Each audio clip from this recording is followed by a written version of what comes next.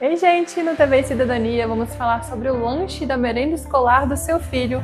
Vamos falar também sobre saúde bucal de bebês e crianças. Além disso, vamos conhecer um senhor que faz lindas peças com madeiras recicladas e também vamos conversar sobre a saúde do seu pet idoso. TVI Cidadania. Apoio. Prefeitura Municipal de Pará de Minas.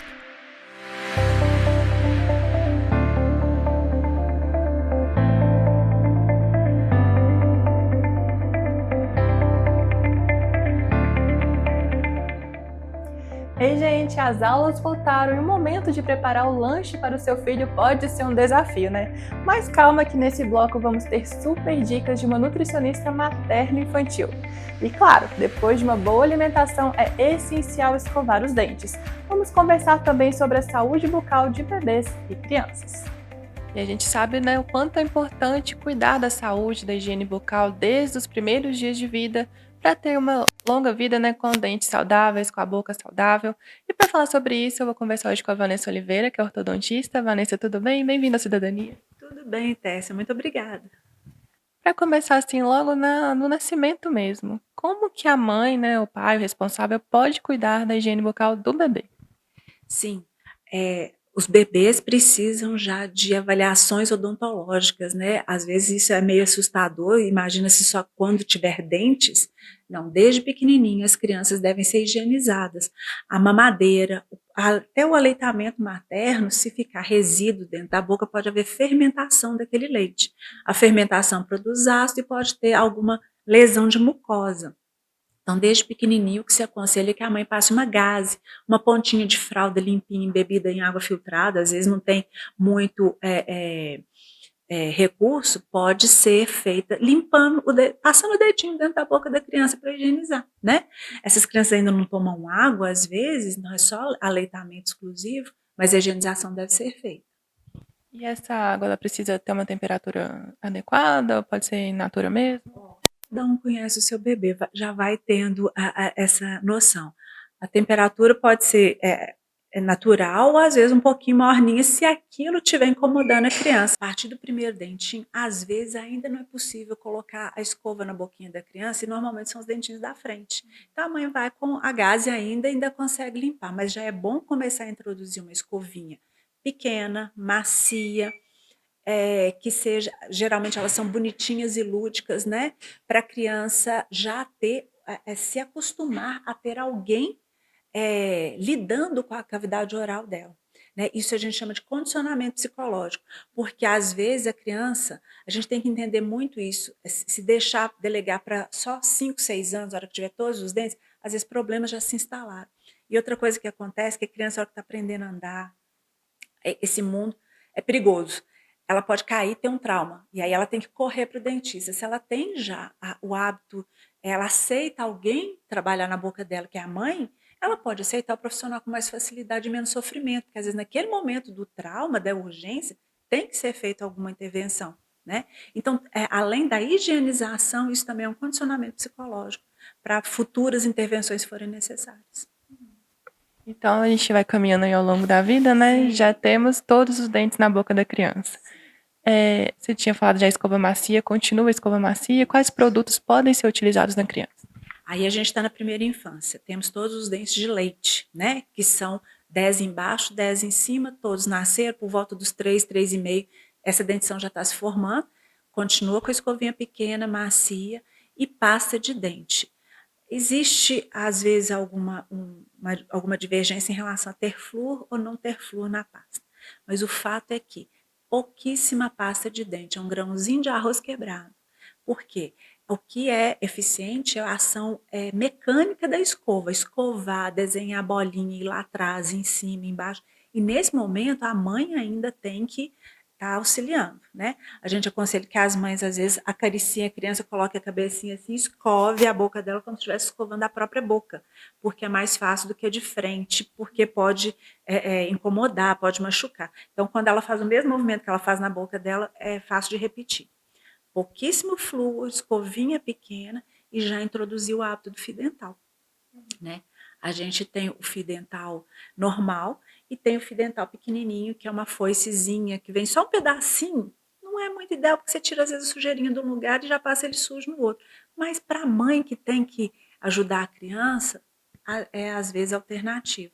Aos 6 anos começam a nascer os primeiros molares permanentes.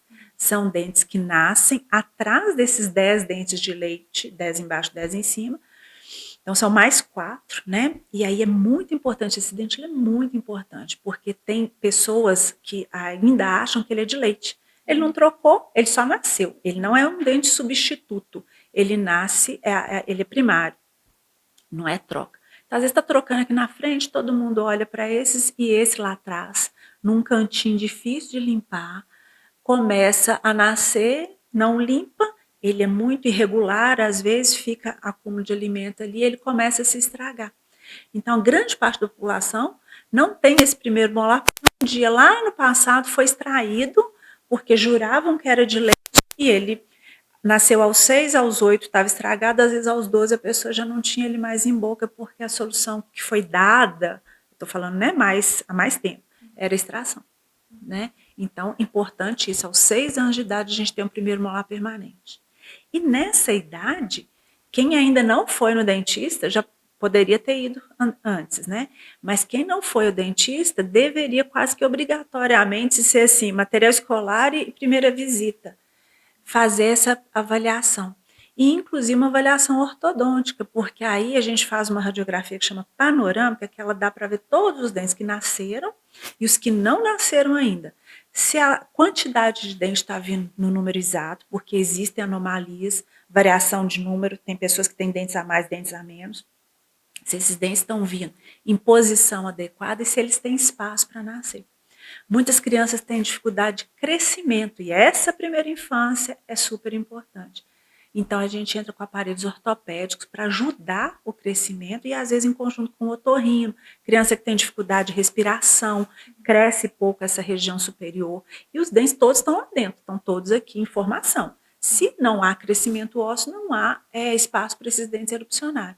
Então, não é esperar ter todos os dentes permanentes, não, porque aí, às vezes, eles vêm muito tortos ou, às vezes, nem vêm por falta de espaço.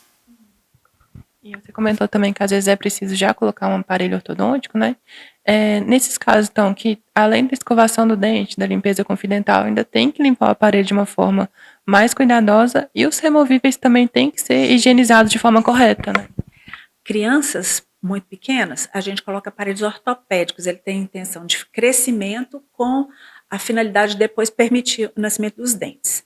Os dentes nascidos, os aparelhos ortodônticos. Então, o clássico aparelho ortodôntico é aquele de bracket, coladinho no dente, que coloca a borrachinha colorida. E hoje a gente usa muito aparelhos transparentes, que também são encaixados no dente.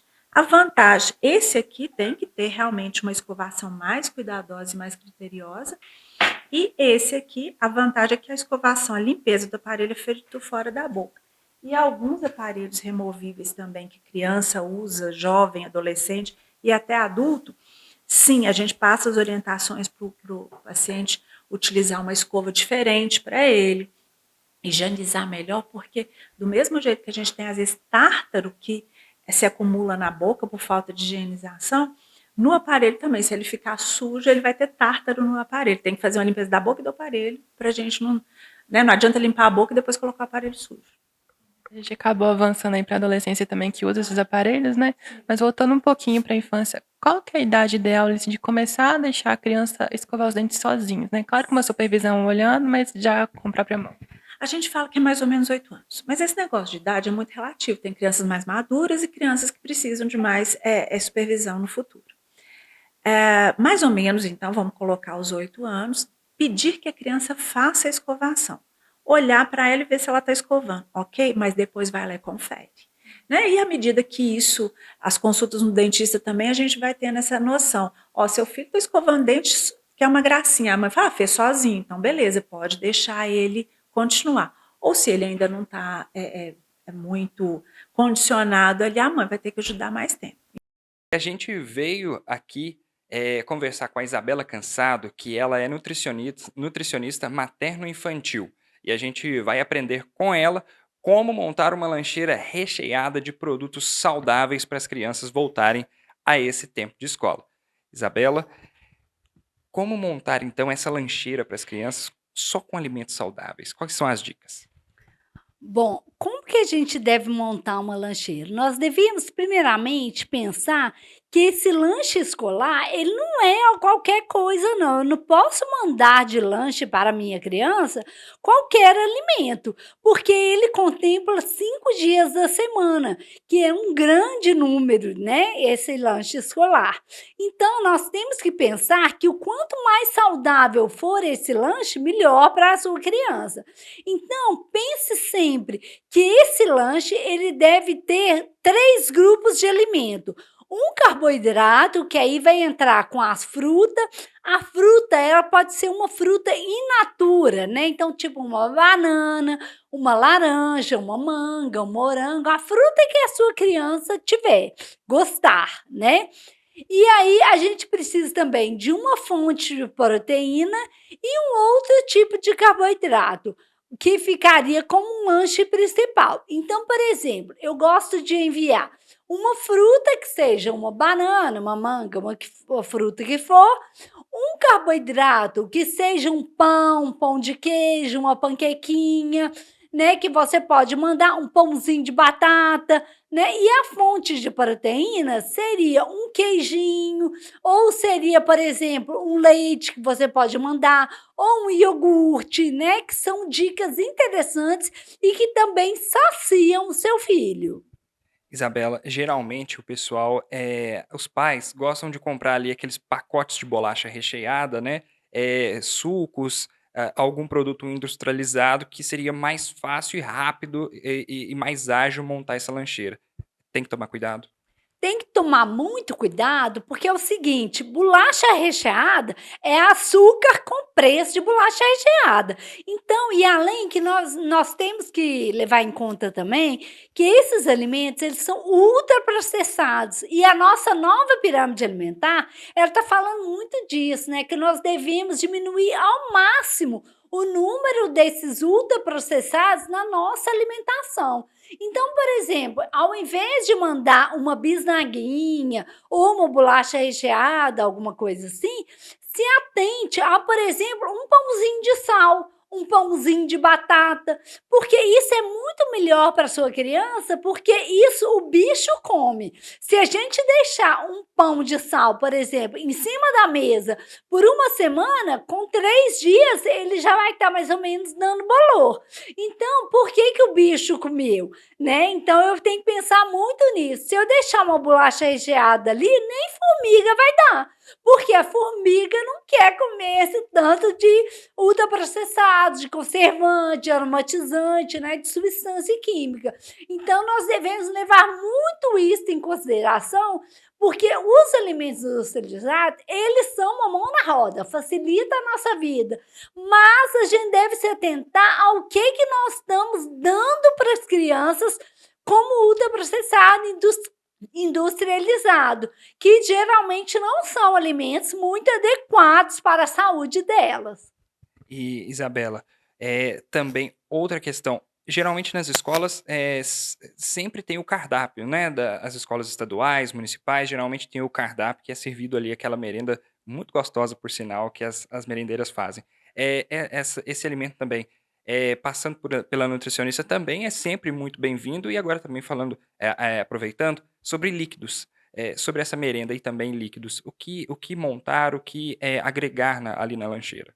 Ó, se a gente for falar das escolas estaduais e municipais, a merenda escolar ela é riquíssima, né, para a alimentação daquela criança, porque é uma alimentação até elaborada por nutricionista. Então, ela vai fazer ali um cardápio que contemple todos os nutrientes, né, tudo de caloria que aquela criança ela precisa.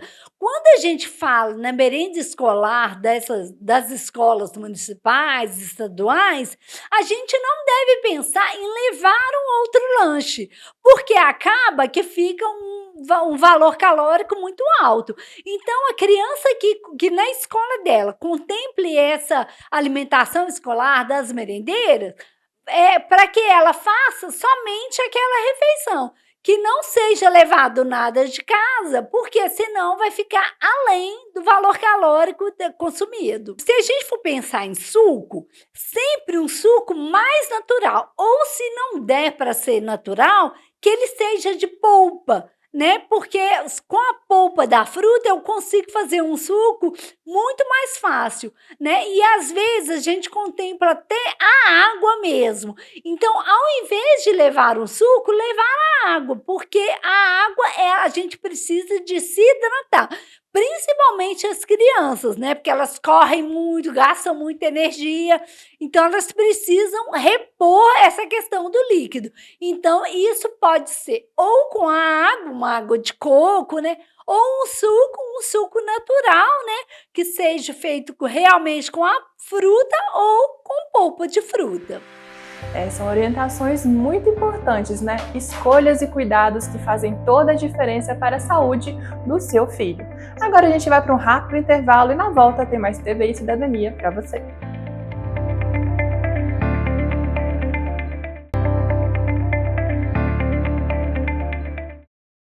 Estamos de volta com TV e Cidadania e nesse bloco vamos conhecer a história do Janilton, que vê em madeiras descartadas um potencial para novos objetos. E vamos conversar também sobre a saúde do pet idoso.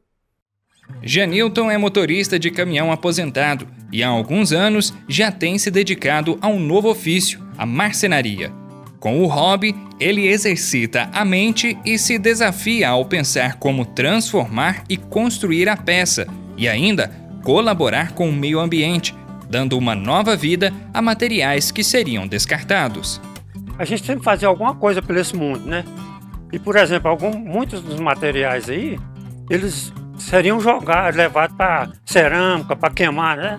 Eu trabalhei numa empresa aí, daquelas caçambinhas, aí todos os material que eu via que tinha proveito, eu deixava aqui em casa, deixava até deixando. Essas câmeras, esses negócios você vê. Aí é uma distração para mim, uma distração mesmo. E depois vai, financeiramente, mais na frente aí, eu começar a vender, vai ajudar bastante, né? É um material de valor, né? As mãos habilidosas de Janilton esbanjam criatividade, produzindo diversas peças que decoram a casa, tudo feito com material reciclado. Para ele, é arte à primeira vista. Com o olhar treinado, observa o material e já imagina o próximo trabalho. Igual o pessoal fala comigo, você é muito criativo. E eu, por incrível que pareça, quando eu olho que eu paro perto de uma caçamba, que eu acho uma peça, eu vejo uma peça, na hora eu já sei o que é que eu vou fazer com ela, entendeu? Eu já sei o que é que eu vou fazer com ela. É isso que eu fico muito satisfeito com esse dom que Deus me deu, né? Que isso sempre é um dom de Deus, né? Aí já faz o negócio de um jeito, já. Na idade que tá, né? Tem que caçar alguma coisa, procurar alguma coisa para pensar, né? Pensar.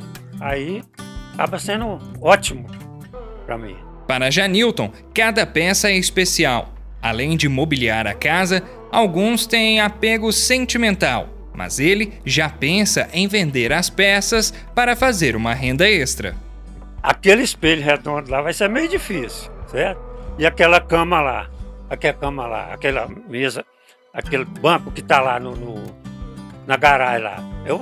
Eu vou vender, mas o negócio vai ser difícil. Vai ser difícil.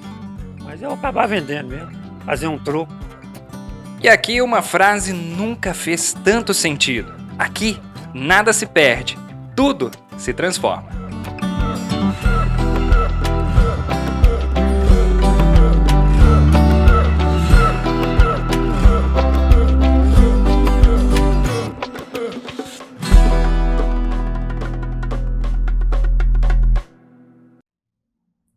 Os pets são uma gracinha, né? E a gente quer a companhia deles pela vida toda. Mas os pets também envelhecem e nessa fase da vida o tutor precisa de um cuidado a mais com eles. Sobre esse assunto eu vou conversar com a Giovana Nunes, que é médica veterinária. Giovana, esse processo de envelhecimento, né? Quais são os primeiros sinais que a gente precisa prestar atenção? Bom, os animais, particularmente, a fase idosa é a fase que eu mais gosto.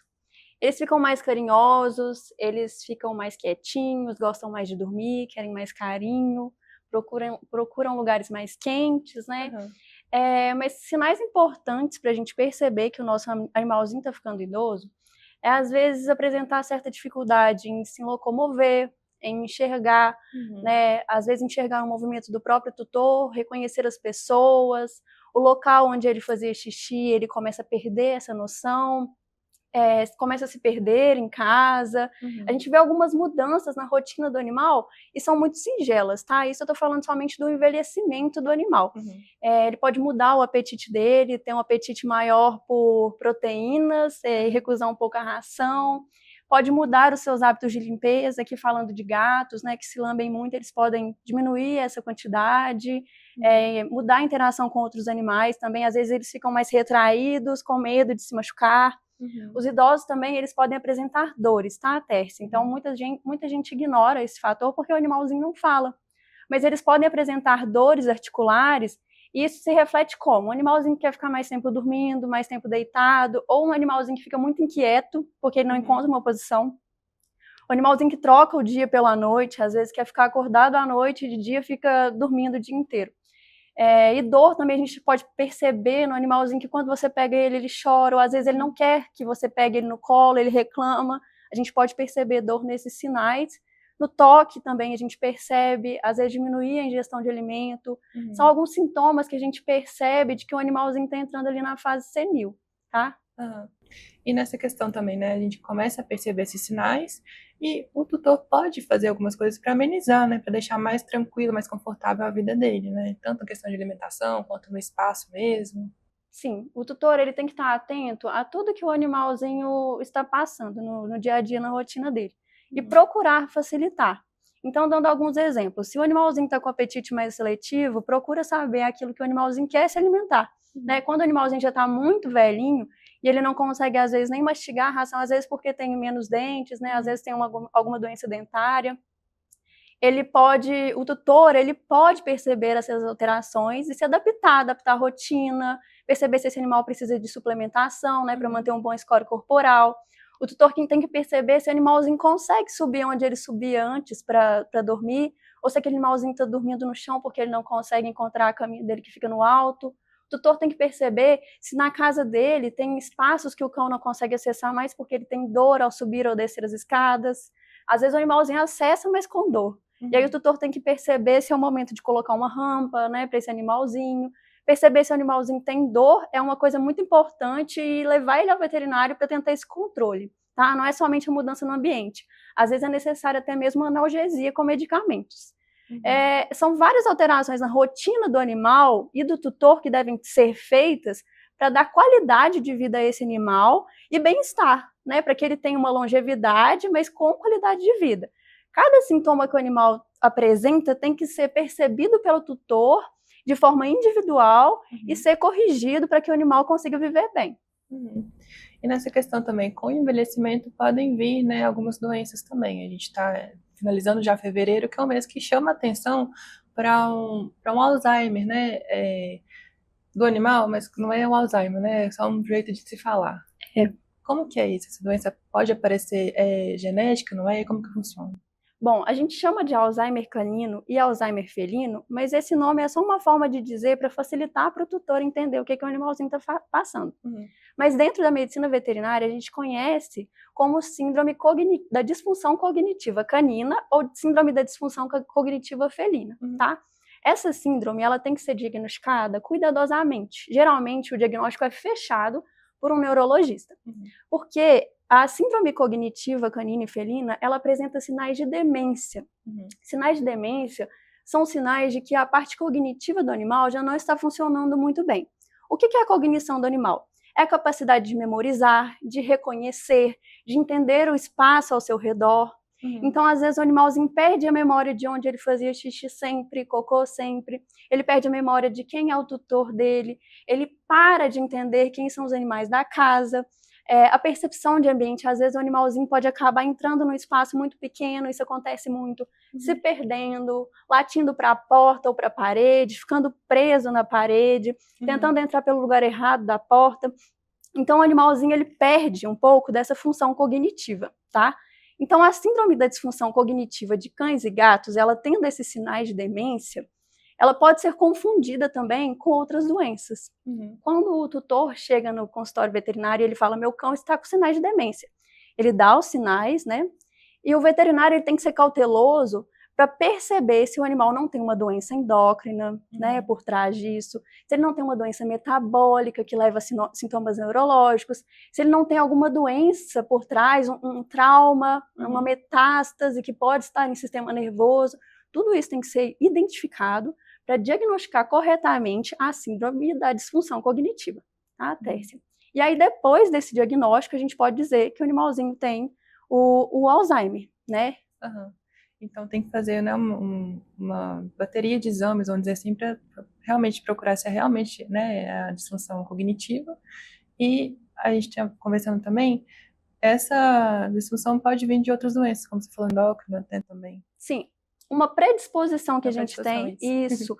O animalzinho que ele sofre de doença metabólica ou endócrina durante toda a vida, ele tem uma facilidade, ou cardíaca, por exemplo, um animal que tem hipertensão, um animalzinho que tem diabetes, um animalzinho que tem hipertiroidismo, hipotiroidismo, hipercortisolismo, que não é muito comum em humanos, né? O animalzinho que tem essas doenças, ele tem predisposição a desenvolver a síndrome da disfunção cognitiva. Então, isso tem que ser diagnosticado antes da hora, para que o animalzinho seja tratado, para que isso não facilite o desenvolvimento da síndrome da disfunção cognitiva canina ou felina, tá? A gente tem que fazer exames, Tércia, porque, por exemplo, antigamente a gente tinha muito diagnóstico de Alzheimer canino ou felino porque a gente não contava com ressonância magnética. Hoje em dia, já podendo contar com esse aparato na medicina veterinária, a gente descarta vários casos que não são da síndrome da disfunção cognitiva, mas que tem animaizinhos que têm um trauma, né, ou um tumor em sistema nervoso, ou até mesmo um acidente vascular cerebral, a gente consegue diagnosticar dessa forma e excluir aqueles casos que são realmente do Alzheimer e aqueles que são por outras causas, tá? Por isso são importantes os exames para entender do que a gente está falando e poder tratar o animal corretamente, para tentar retardar essa síndrome, para tentar dar qualidade de vida para o animal, ou às vezes se o animalzinho tiver outra afecção, a gente trata corretamente para que o animalzinho melhore.